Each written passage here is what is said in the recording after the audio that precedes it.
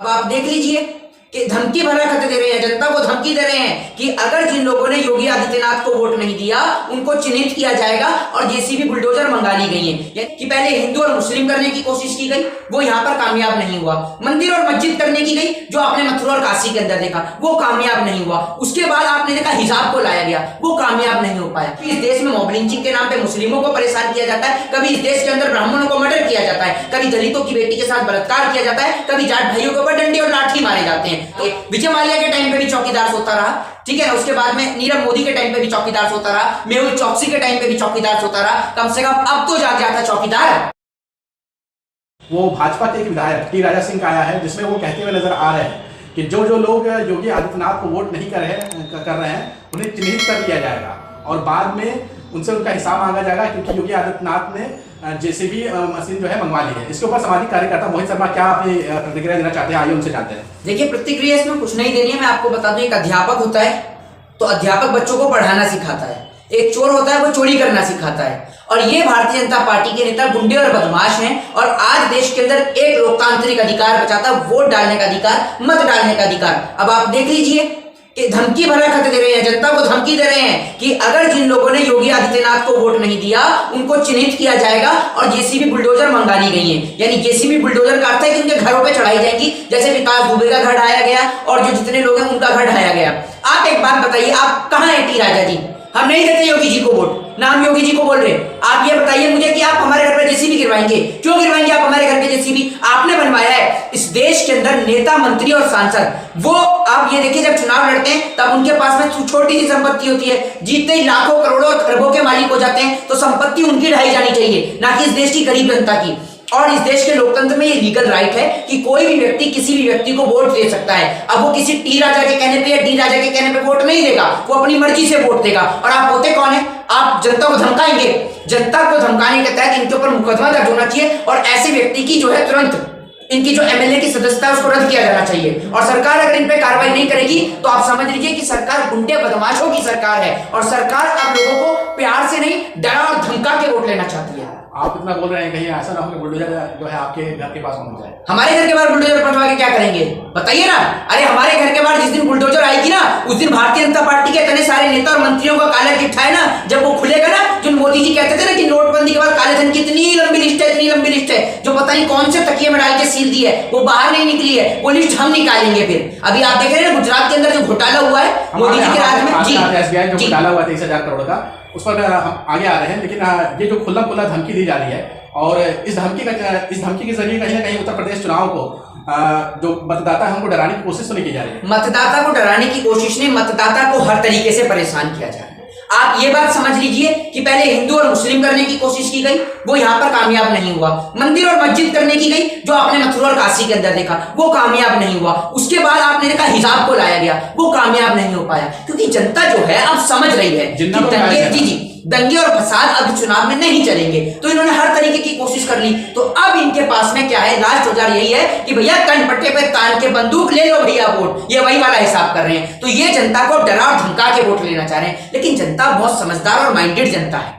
आप ये समझ लीजिए कि ये जो जिस तरीके से ठाकुरवाद की राजनीति हो रही है, तो लगातार जो लोगों को परेशान किया जा रहा है, लगातार दलित लोगों को परेशान किया जा रहा है, ब्राह्मणों को परेशान किया जा रहा है, शूद्र वैश्य सभी को परेशान किया जा रहा है, सभी धर्मों के लोगों को, जाति धर्म के लोगों को परेशान किया जा रहा है। कभी इस देश में मॉब लिंचिंग के नाम पे मुस्लिमों को परेशान किया जाता है, कभी इस देश के अंदर ब्राह्मणों को मर्डर किया जाता है, कभी दलितों की बेटी के साथ बलात्कार किया जाता है, कभी जाट भाइयों के ऊपर डंडे और लाठी मारे जाते हैं। तो आप ये समझ लीजिए इनकी सरकार में हर एक व्यक्ति पूर्ण रूप से परेशान है और भारतीय जनता पार्टी के नेता इन्हीं की आड़ में घोटाले करवाने में व्यस्त हैं।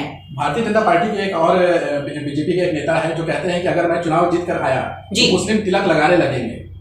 भैया आप एक बात मुझे बताइए कि मुस्लिम तिलक लगाए चाहे टोपी पहने, आपको उससे फर्क क्या है? आपको पंडित बनाया गया, मौलाना बनाया गया, आपको विधायक बनाया गया है? आप ये बताइए ना। अरे मैंने तिलक लगा रखा है, कल को अगर कोई मुस्लिम विधायक इस बात को बोले कि हम जीतेंगे तो सारे हिंदू टोपी लगाने लगेंगे, तो ये गलत बयान है, सांप्रदायिक बयान है। चाहे ये बयान एक हिंदू दे, चाहे एक बयान ये मुस्लिम दे, चाहे सिख दे, चाहे ईसाई दे, मैं इसका घोर विरोध करता हूं। सीधी सी बात है। ऐसे एमएलए के ऊपर, विधायकों के ऊपर अगर सरकार कार्रवाई नहीं करती है तो आप समझ लीजिए कि सरकार इन लोगों को पूरा श्रेय दे रही है। और अगर कहीं पर भी सांप्रदायिक हिंसा या दंगे होती है तो सबसे पहले विधायकों को उठा के जेल में डाला जाना चाहिए। अब हम आते हैं अगले सवाल के ऊपर कि आपने घोटाला की बात जी। की है, जो कि ताजा घोटाला सामने आया है जी। और एसबीआई घोटाला है, करीब 23,000 करोड़ का ये घोटाला है। इसको आप किस तरह से देख रहे हैं? घोटाला भारत देश के सबसे पवित्र राज्य स्मार्ट सिटी गुजरात में से हुआ है, जिसका मोदी जी गुजरात मॉडल की लगातार दावा करते हैं। देख लीजिए गुजरात मॉडल के कैसे भगोड़े ले लेके पैसा भाग रहे हैं। ये पैसा किसका गया है? ये पैसा गरीब जनता का गया है। और चौकीदार साहब कहां सो रहे थे? अरे बड़े स्टेटस लगा रहे थे चौकीदार के लोग, अब सारे चौकीदार सो गए जब भगोड़े भागे। विजय माल्या के टाइम पे भी चौकीदार सोता रहा, ठीक है ना। उसके बाद में नीरव मोदी के टाइम पे भी चौकीदार सोता रहा, मेहुल चौकसी के टाइम पे भी चौकीदार सोता रहा। कम से कम अब तो जाग जाता चौकीदार भैया। अब तो चौकीदार के हाथ में पावर भी थी, अब चौकीदार ने उस पावर का इस्तेमाल क्यों नहीं किया? क्योंकि जब चौकीदार ही मिला हो इस सारे के सारे षड्यंत्र में, तो भैया एक बात बताइए, वो चौकीदार पकड़ेगा क्यों? आपने एक एडवर्टाइजमेंट देखा होगा जिसमें वो बैंक को लूटने के लिए चौकीदार ही आता है, और जैसे चौकीदार को आवाज लगाई जाती है चौकीदार आ जाता है। तो भैया जब बैंक लूटने में खुद ही चौकीदार का हाथ हो, तो चौकीदार कहां से लोगों को पकड़ेगा? आप चौकीदार बोले, इशारा किसकी तरफ था? ये चौकीदार जिसकी तरफ इशारा है, जो अपने आप को चौकीदार बन रहे थे, जो चौकीदारी करने में व्यस्त थे, उन्हीं की तरफ इशारा है। नाम लेने की जरूरत नहीं है। जिन्हों को चौकीदार जो बन रहे थे, जिन्होंने चौकीदार बनने का ठेका लिया था, उन चौकीदारों की तरफ निशाना है। बाकी जो हमारे देश के जो चौकीदार हैं, जो बेचारे सिक्योरिटी गार्ड है, जो मेहनत और मजदूरी करते हैं, उनका इससे कोई ताल्लुकात है? तो बेचारे मेहनत मजदूरी करते हैं, उनको तनख्वाह भी नहीं मिलती है। जी। योगी आदित्यनाथ जी का भी एक बयान जो है काफी ज्यादा वायरल हो रहा है। वो कह रहे हैं कि हम इस देश में सरिया कानून जो है वो लागू नहीं होने देंगे, ये देश जो है संविधान से चलेगा, और जो लोग गजवाई हिंद का सपना देख रहे हैं जी, उनका सपना जो है कयामत तक पूरा नहीं होगा। कौन देख रहा है सपना? आपको सबके सपने भी सबके दिखने लग गए हैं? आपको सबके सपने दिख गए? बताइए कौन देख रहा है सपना? सब सपना ये देख रहे हैं कि कैसे हिंदुस्तान की जो भूमि को चाइना ने कैप्चर किया है वो वापस आए। अब तो 56 इंच वाले भी खड़े हुए तब भी वापस नहीं आ रहे। लोग सपना ये देखते हैं कि हमारे मुल्क में अमन चैन शांति कैसे कायम हो। लोग सपने ये देखते हैं कि कैसे डेवलपमेंट, एजुकेशन और हेल्थ पे बात की जाए। लोग इस बात के सपने नहीं देखते। अब योगी जी लोगों के सपने भी पढ़ने लग गए तो क्या कर सकते हैं? कुछ ज्यादा ही अंतर्यामी हो रहे हैं क्या योगी जी? कहां से पढ़ रहे हैं सपने? सपने लोग देखते हैं देश के अंदर अमन चैन और शांति और प्रेम के। आप नहीं देखते पत्रकार ये सपना कि देश में शांति रहे? बताइए देखते हैं नहीं देखते हैं? सभी देखते हैं। भारत देश में रहने वाली 133 करोड़ जनता यही सपना देखती है और सोचती है रात में सोते वक्त कि हे ईश्वर, अगर मंदिर में जाती है और मस्जिद में जाती है तो बोलती है कि हे ईश्वर, ए अल्लाह, मेरे घर में, मेरे वतन में शांति रहे, अमन रहे, मेरे देश में शांति रहे, मेरे देश के सभी लोग सुख शांति समृद्धि के साथ में रहे। यही दुआ मांगते हैं, यही वो मंदिर के अंदर मांगते हैं। ये कोई नहीं करता कि हमारे देश के अंदर लड़ाई हो, दंगे हो, फसाद हो। ये काम का ठेका आपने रखा है नेताजी। पश्चिम बंगाल में म्युनिसिपल कॉर्पोरेशन के रिजल्ट आ चुके हैं, जहां पर तृणमूल कांग्रेस ने भारी बहुमत के साथ वापसी की है। न सिर्फ वापसी की है, विपक्षी पार्टियों की सुबड़ा साफ कर दी।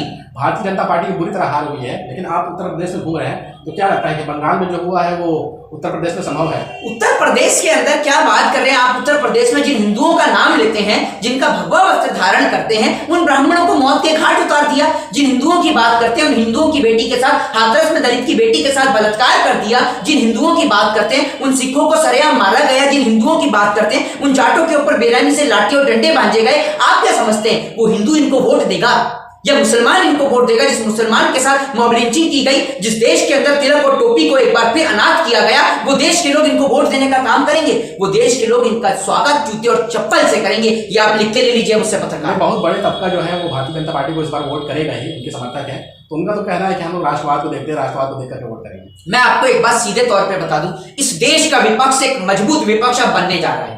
चाहे वो विपक्ष आप अखिलेश यादव के तौर पे कह लीजिए, चाहे वो विपक्ष आप प्रियंका गांधी के तौर पे कह लीजिए, चाहे आप वो विपक्ष मायावती के तौर पे कह लीजिए, चाहे वो विपक्ष आप असदुद्दीन ओवैसी के साथ पे कह लीजिए, चाहे वो विपक्ष आप चंद्रशेखर रावण के तौर पर कह लीजिए, लेकिन ये सारे मिलके एक मजबूत विपक्ष टक्कर दे रहा है आप सरकार को। और ये विपक्ष जब एक होगा ना, तो इस देश के अंदर दंगे फसाद वाले लोगों को निश्चित तौर पर उखाड़ के फेंकने का काम करेगा।